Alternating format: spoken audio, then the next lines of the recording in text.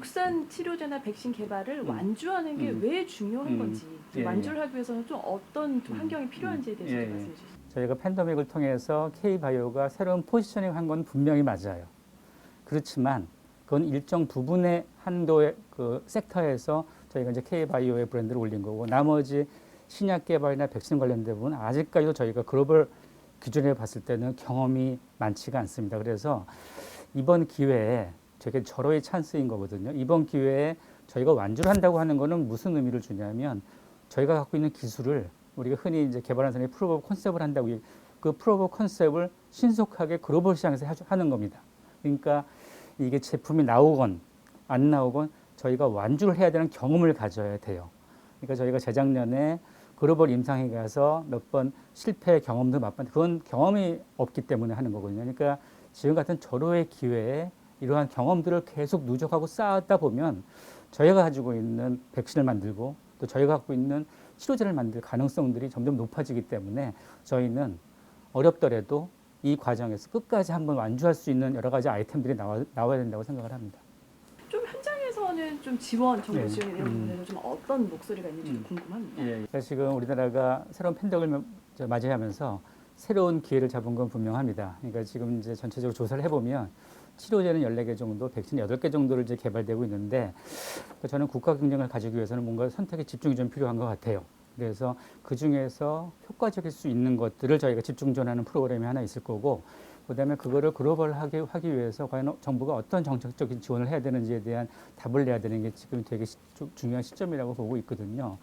그런 면에서 본다면 한국이 이 오는 기회를 제대로 잡으려면 지금 우리 뭐 백신이나 치료제나 글로벌로 나갈 수 있는 글로벌 파트너링에 관련된 지원이 좀 필요합니다. 그러니까 그 말은 뭐냐면, 지금은 임상이 외국으로 나가서 임상하는 글로벌 임상을 하고 있기 때문에 어떤 파트너를 만나서 어떤 환자를 만나고, 그다음에 그 환자들이 어떤 임상을 하고, 그다음에 임상 결과를 어떻게 도큐멘테이션해서 그쪽에서 인허가를 받는 지원을 해주는 프로그램이 제일 중요할 것 같고, 그다음에 나온 제품을 어떻게 마케팅할지 관련된 부분의 후단 부분들을 정부가 좀 더 지원을 해줬으면 좋겠고요.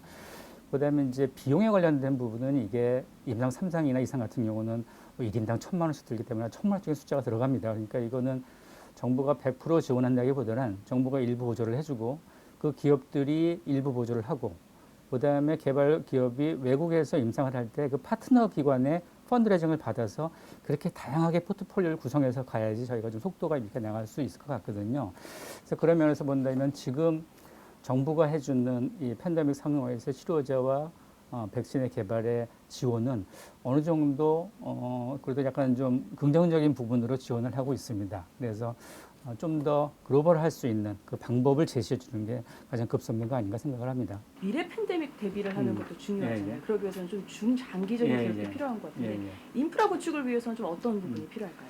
그러니까 지금 저희가 이 이제 K바이오가 이번에 팬데믹을 통해서 이제 가져오는 여러 가지 기회 중에 하나가 이제 크게 보면 세 가지라고 좀 볼 수 있어요. 하나는 뭐냐면 글로벌 시장에서 K바이오라고 하는 브랜드를 띄웠다는 거 하나.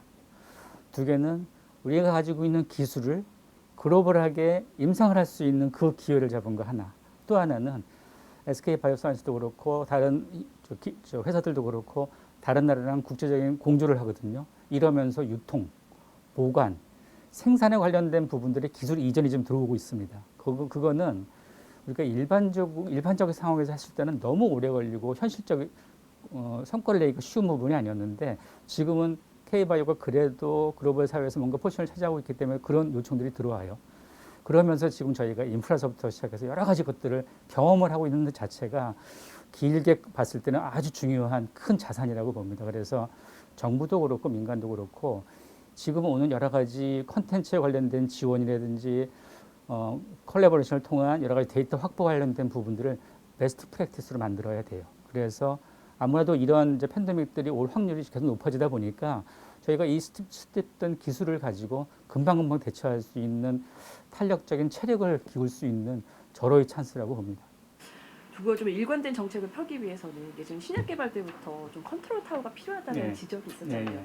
이 부분에서 인프라 구축에서도 좀 중요한 부분일까요? 그렇죠. 그러니까 지금 보면 어떻게 보면 우리나라 바이오 산업이라고 하는 것이 짧은 시간에 발전을 해왔기 때문에 여러 가지 부처 간의 경쟁 접으로 했습니다. 그렇기 때문에 어떻게 보면 지금까지 왔다고 또 볼 수 있어요. 그러니까 지금까지는 여러 가지 많은 가능성을 보이기 위한 전략을 국가가 좀 했다면 이제는 뭔가 산업적으로 우리나라를 먹어 살릴 수 있는 세컨 버전을 만들기 위해서는 정부의 정책적인 로드맵이 필요합니다. 결국 그 말은 뭐냐면 신약과 여러 가지 그 단절된 분야가 아니고 전체적으로 바이오 산업의 로드맵을 그리고 그 산하의 제약, 디지털 헬스케어 관련된 각 분야의 발전 전략들을 만들어 가지고 저희가 10년 안에 이 바이오 산업에서 세계적인 1위를 하겠다고 하는 그 목표점을 놓고 새로운 그림을 그려야 될 때가 아닌가. 그리고 그 말은 뭐냐면 사업하는 사람들이 예측 가능한 로드맵을 그려줘야 되거든요. 결국 그러려면은 이 전체적인 거를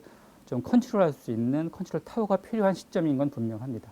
규제 부분에 대해서도 좀 그러니까 지금 많은 분들이 규제에 관련된 얘기를 많이 하십니다. 그러니까 이제 규제라고 하는 게 결국은 개발 과정에서 규제가 반드시 없어야 되는 건 아니거든요. 그러니까 현실적인 규제들이 있어야 되는데 지금은 우리나라 규제가 이전에 개발했던 그 규제와 지금 개발하고 있는 규제가 같이 들어와 있기 때문에 계속 규제가 부닥칩니다.